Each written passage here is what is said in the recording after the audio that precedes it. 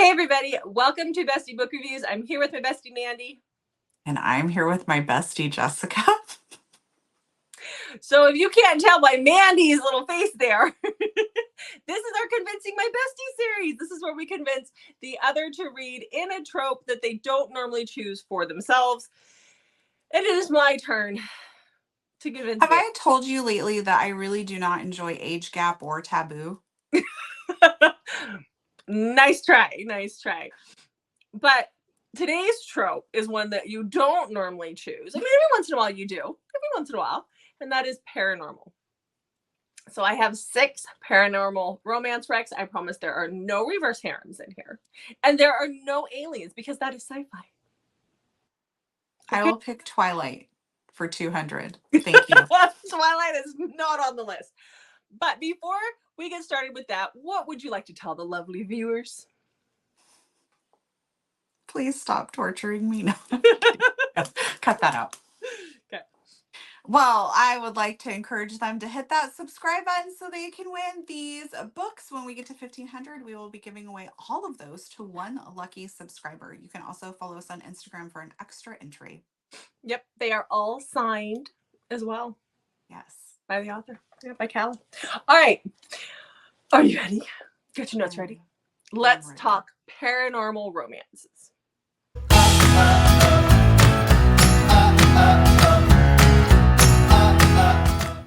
So the first book I have for you is by Izzy Sweet and Sean Moriarty, and that is Willing.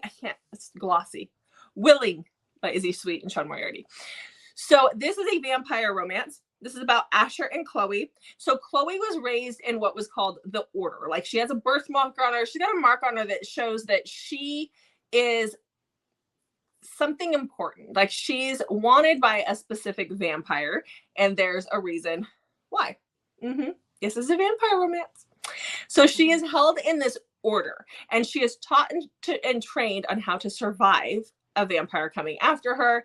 This order is very, like, it's almost like the Catholic Church kind of is what it feels like, but like not, but it is, because there's nuns and stuff there too that try and help her, but everybody's trained. It's like this underground thing. And then you have Asher, and Asher is the vampire that's after her. And he knew the minute she was born, he knew who she was and that she was his. And he has been hunting her for more than 18 years. And he is looking for her. And what happens when he gets her? I loved this book. This was really good. Like, it really was. And they're teasing a second book in the series, and they have been for a while. And I'm very anxious for that one. Okay, so the next one that I have for you is the one that I read this week, and I know that you're going to be so excited for this one. And that is My Werewolf Professor by Amelia Rose. So this one is a little more lighthearted. I mean, it's got some elements to it, but I felt like it was a little more lighthearted. This is a werewolf romance, and this is about Callum and Bria. Bria is a new student. She's a freshman at this college where Callum is a professor, and he is her, like, mystics. Like, they go over mythological creatures, like they do that kind of reading and stuff. But he is also the alpha to his pack.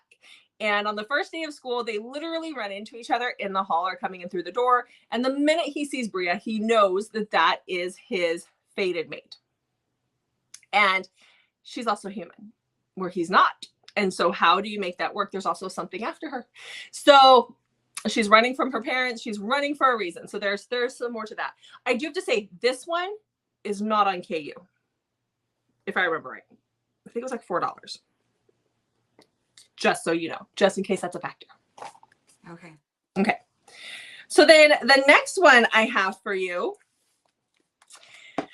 is 3 Wishes by Kristen Ashley. I just happened to read both of these this week, not even realizing. I had other ones, but I was like, these were so good. So this is about Lily.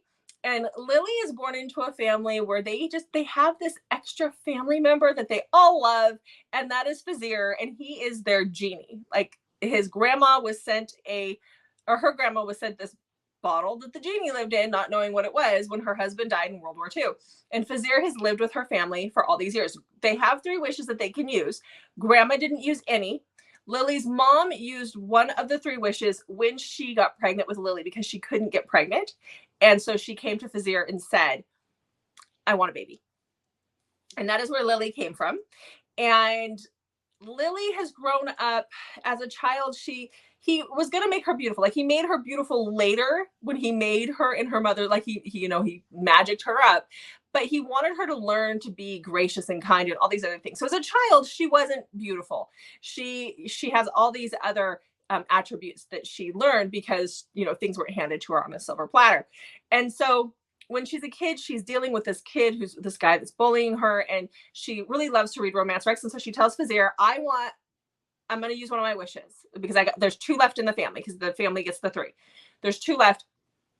I want a man like that's in my book, but I want this epic romance, and I want our, trials and all that other stuff. And so when she's an adult, she meets Alex, and that is what she gets. Now, here's the other thing with Fazir. Once they use that 3rd wish, which there's only 1 left after that one, then he leaves the family and she'll never see him again. So this is actually, there's so much more to this story, but I don't want to give anything away, and it is so good. So there's that one. Then we have Filthy Rich Vampire by Geneva Lee Albin. So this one is about Thea and Julian. So Julian is our vampire, and he has woken up from like a century-long nap, a very long nap. And it is the vampire's social season. Yeah. So he goes to this. Is this supposed to be funny? No. I mean, there's funny elements. It is a fake dating vampire romance. Yeah. So he goes to this ball where he meets Thea. Thea is part of the orchestra, and I think she's a violinist, if I remember right. Or no, she's a cellist. And she meets him at it's a gala. And she goes out to go to the bathroom, and she sees something she's not supposed to, because at this gala, there's humans and there's vampires. And the vampires are supposed to control themselves, but not everybody does. And so because she sees something, Julian, who is our hero here, he tries to, do the thing with the mind where they make him forget. Well, she won't forget. She can't forget. It doesn't work on her. So there is something there about her that he's like intrigued by. But because she's seen this, she's in trouble. And so he decides to take her and have her be his fake girlfriend. First of all, get his mother off his back because she wants him to get married, And second of all, to keep her safe. Now, this one does it on a cliffhanger, goes into the next book. I have only read the first one. I do intend to keep going on. This audio is Teddy Hamilton, just FYI. Does it for me. So we know. Just so we all know here. Okay. Then another vampire romance. This is Eternally Damned by January Rain. I do suggest that if you do this, and the audio is coming out like this month for this one, maybe this month or next, I can't remember, but I know audio was coming. I read it. It's not a very long read, but if you do listen to or read this one, I would suggest listening to Eternally Hers, which is a very short novella that does have audio that I did listen to like months before I read this book, because it just kind of sets up the world. So this is about Maven and Alexander. So Alexander is our vampire, and he has been pretty much comatose in his crypt for 100 years or so. It could have been longer. I can't remember how long it was, but yep, 180 years he's been asleep. And if he's not awoken by a certain time, then he will just die, because vampires don't live forever unless they find their beloved or their fated mate. And it's been so rare since someone has found one that he just knows. There was a battle. He got bit by a werewolf, and that put him into this coma. Same as his twin brother, who's in a coma next to him in their little crypt. This is the only way they can stay safe. Maven has been obsessed. You're laughing, but it's really good. Maven has been obsessed with this manor, this Monroe estate. This guy's name is Alex Monroe. This big Monroe estate. Like, she's been obsessed with it since she was a little girl. The only thing she's ever wanted to do is save the money to purchase the Monroe estate that has been for sale forever. Something happens that allows her to make that purchase, and she goes to fix up the estate. While she's there, she starts seeing the ghost of Alex Monroe. And the more she's around him, the more he starts to show, like, the stronger his personage gets. And it's not his ghost because he's asleep underneath the estate.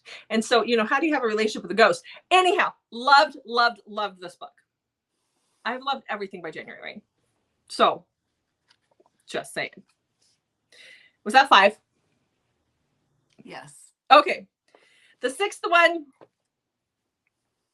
is also by January Rain. You want to guess what it is? I don't know. Oh. So this is Honeysuckles by January Rain. This one, I do love this one so much. This is about Demi and Creed. Creed was human. He was abducted by bad guys and held in this facility where they tried to splice him with DNA from other creatures. It didn't work for a long time, and then one day it does. And now he has got all these different kinds of DNA in him. So now he's got like werewolf in him. He's got vampire in him. He's got some kind of kraken in him. He's got all sorts of things, maybe a little dragon in there too. And he escapes the facility. And then he goes to this small town. And that is where he sees Demi. She runs, or he smells her is what he does. She runs this this diner that has been passed down from in her family, and he stays in town because he knows that his fated mate is there. He doesn't understand what's happening to him. He doesn't understand why his mind keeps calling her his beloved, which is the vampire fated mate, but he knows something is going on, like there's something with this girl.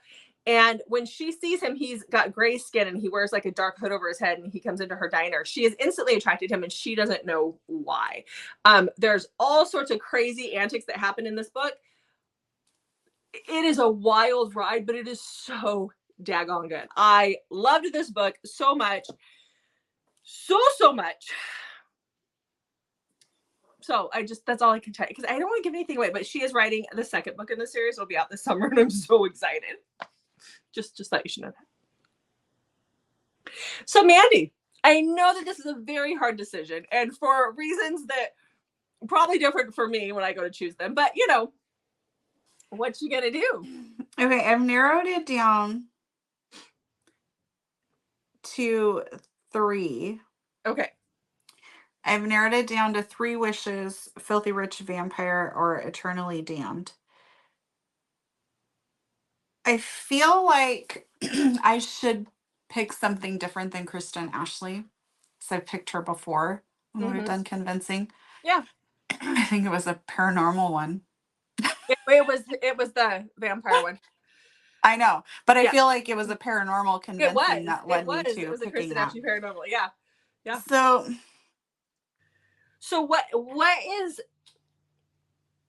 what's making it hard to decide between the two? Well, first, I really like the idea of the genie and all of that. That sounds really good. So I think I might just go get that one later on my own. Yeah. At some point, put that on my TBR. Yeah. Because I do want to try and honor the system and pick something different that I wouldn't normally read. And Kristen Ashley, I've read her. So yeah, we like, you know what I mean? Mm-hmm. So Filthy Rich Vampire sounds really good. I mean, like, he's taking this nap and then he has to fake date, like, to get his mom off his back. Yep. But Eternally Damned sounds really intriguing, that she's like seeing his ghost, but he's actually a vampire. Yeah. Yes. Do you want to know what I rated both of them? Would that help you? Sure. 5s each one. No. Eternally Damned was 5 stars. And Filthy Rich Vampire was 4. Okay. Filthy Rich Vampire does have Teddy Hamilton, but I liked Eternally Damned just a little bit more. Okay, I'll do Eternally Damned then. And then you said to read the first book first. Listen to it. It is on audio, or read it. It's just a novella. It's the story of his parents and how the war kind of started and what happens up until that point. Okay. You find out about his family because it is referenced in the book. So okay. All right, so we will be back after you get done reading that to see how you liked it. All right, Mandy. So you finished. How was your first January rain book? Okay. I liked it. I'm going to rate it a 4. But there were a few things. I was waiting for the but. There were a few things that bugged me. Okay. So I don't know why, but like I loved the Vampire Diaries. I loved True Blood. But when I read vampires, I just can't get like that cartoonish vampire out of my head when I'm reading. So I have to think to myself, True Blood, Vampire Diaries, Paul Wesley, Paul Wesley. And then I get into the groove of it. Okay, so, but there were a few things that bugged me. That he supposedly went into this coffin back in 1900, but yet he seemed very well versed with everything that was happening in modern time. And if you think about the changes between 1900 and pretty close to our time now, I know the book was written a couple years ago. Yeah. There's huge changes. And like she goes to the store to get something and he's like, take my card. How does he have a credit card? I see that stuff just went over my head. I was so into the book, I didn't even pay attention. That is something that I would normally pick out and be like, that's not like, there's been books I've done that too, but for some reason in this one, it went over my head. I don't know why. And then he's like has all this money, which that I kind of just went with like, okay, so they had family money. It's probably just, been in this bank, but for 121 years with nobody claiming it. I know, yeah, I remember that. Yeah. That I was like, okay, I can just let that go. But then when he's like, here, take my card, I'm like, how did he get a credit card? Like, if there was some process for this, like explain it. Like, there was just a few things like that where plot holes like that. Yeah. Yeah.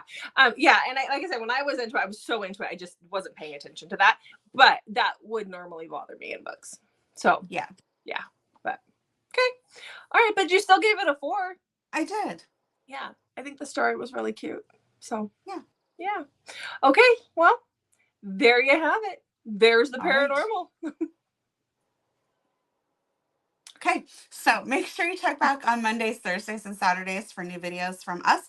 And don't forget to hit that notification button so you know when we drop extra videos, because we love to do that. Make sure you leave us a comment as well. What do you read in paranormal? What are some of your favorites if you do? If you don't, that's totally fine. Tell us that in the comments below. Thanks for watching, guys. We'll see you in the next video.